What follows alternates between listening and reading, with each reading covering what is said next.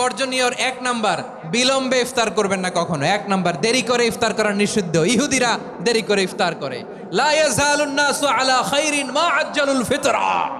বিশ্বনবী বলেছেন, এই উম্মত যতদিন আগে আগে ইফতার করবে, এই উম্মতের কপাল থেকে কল্যাণ কেউ ছিনিয়ে নিতে পারবে না। চিল্লায় বলেন ঠিক কি না? আজানের জন্য বসে থাকবেন না, সময় দেখবেন। স্থানীয় সময় যখন সূর্যাস্ত হওয়া মাত্রই বিসমিল্লাহ, খেজুর খেয়ে ফেলবো। পারবেন তো নাকি দেরি করবেন? 2 নাম্বার, রমাদানের পবিত্রতা বজায় রাখবো। কোনো তর্ক বিতর্ক অশ্লীলতায় আমরা জড়াবো না, ঝগড়া করবো না, সরাসরিও না, ফেসবুকেও না। করবেন? কেউ গালি দিলে বলবেন ইন্নিমরুউন সায়েম, আমি রোজাদার। আল্লাহর হাবিব শিখিয়েছেন, কেউ যদি তোমার গালি দেয়, কটু কথা বলে, অশ্লীল কথা বলে, রমজানে তুমিও বলতে পারবে না। তুমি বলতে পারবা ইন্নিমরুউন সায়েম, আমি রোজাদার। আজকে থেকে নিয়ত করেন, রমজানে কেউ গালি দিলে আপনি একটা গালি দিবেন নাকি? কি বলবেন? রোজাদার, রমজানের পবিত্রতা আমি ভঙ্গ করতে পারবো না। অশ্লীল নাটক সিনেমা আমরা দেখব না। যে রমজানে মিথ্যা কথা, মিথ্যা কাজ, মিথ্যা সাক্ষী ছাড়তে পারে নাই, তার না খেয়ে থাকা, উপবাস থাকা দিয়ে আল্লাহর কিছু যায় আসে না।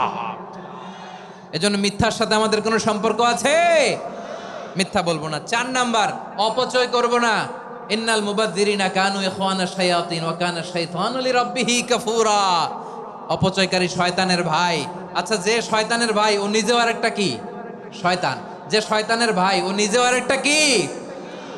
অপচয় করব না। ইফতারি করতে যে আমরা অনেকে অপচয় করি, এগুলো করবেন আপনারা না। অপব্যয় করব না। 5 নাম্বারে, রিয়া, লোক দেখানো ইবাদত আমরা করব না। লোক দেখানোর জন্য নামাজ, রোজা, জিকির, তেলাওয়াত, দান, সদকা এগুলো করলে আল্লাহর দরবারে এগুলো কবুল হবে।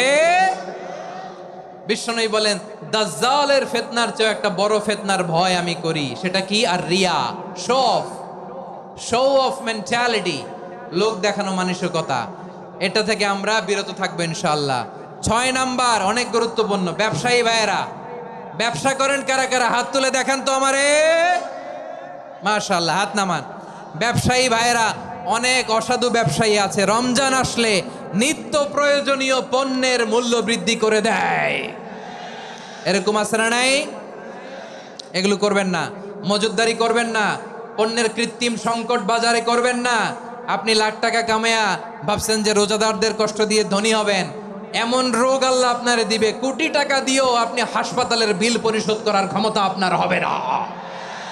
খবরদার। শেষ বয়সে দেখবেন কি কষ্ট আপনার হয়।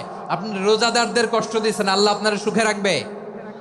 আল্লাহর দোহাই লাগে, আমার ব্যবসায়ী ভাইয়েরা এটা করবেন না। আরব বিশ্বে আমরা দেখেছি, আরব বিশ্বের ব্যবসায়ীরা সারা বছরে ব্যবসা করে, রমজানে ভর্তুকি দেয়। আর আমার দেশের কিছু অসাধু ব্যবসায়ী রমজানে গলাকাটা ব্যবসা করে আর সারা বছর সেইটার উপর দিয়ে চলে। চিল্লায় বলেন ঠিক কিনা? করবেন না, এটা করবেন না। নিত্য প্রয়োজনীয় পণ্যের মূল্য বৃদ্ধি করা হারাম, পণ্যের কৃত্রিম সংকট তৈরি করা হারাম, মজুদদারি করা হারাম, রোজাদারদেরকে কষ্ট দেয়া হারাম। এটা করবেন না। 7 নাম্বারে সর্বশেষ কথা, অধীনস্থ যারা আছে তাদের কাজের চাপ আপনারা কমিয়ে দিবেন। কাজের লোক, ফ্যাক্টরির ওয়ার্কার, স্টাফ, তাদের প্রতি যদি রহম করেন, আপনার উপর রহম করবে কে?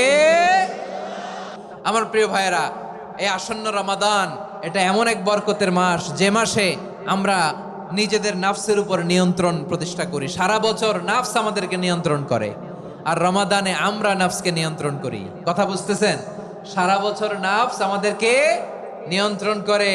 এই যে এখন আমার খেতে মনে চাইলে যে খেজুর রাখা, আমি খেজুর খেতে পারবো। নাটস আছে, বাদাম খাইতে পারি। খাইতে মন চাইলে পানি, আমার রুহুটা চায়, আমার নাফসটা খেতে চায়, আমি খেতে পারি, পান করতে পারি। বিবাহিতরা দিনের বেলায় স্ত্রীর সাথে মেলামেশা করতে চাইলে করতে পারে, কিন্তু রমাদানে দিনের বেলায় খেতে মনে চায় কিন্তু আমরা খাই। আমার প্রবৃত্তি খেতে চায় কিন্তু প্রবৃত্তির কথা আমরা শুনি, কথা কয় না। রমজানে খেতে মন চাইলে আমরা খাই। তৃষ্ণায় গলা ফেটে যায়, গলার ছাতি ফেটে যায়, কিন্তু এক ঢোক পানি কি আমরা গিলি? বিবাহিতরা দিনের বেলা স্ত্রীর সাথে কি মেলামেশায় যায় না। তার মানে সারা বছর নফস আমাদেরকে নিয়ন্ত্রণ করে, আর রমাদানে নফসের উপর আমরা নিয়ন্ত্রণ প্রতিষ্ঠা করি। নফসের লাগাম আমরা রমাদানে টেনে ধরে। চিল্লায় বলেন ঠিক কিনা?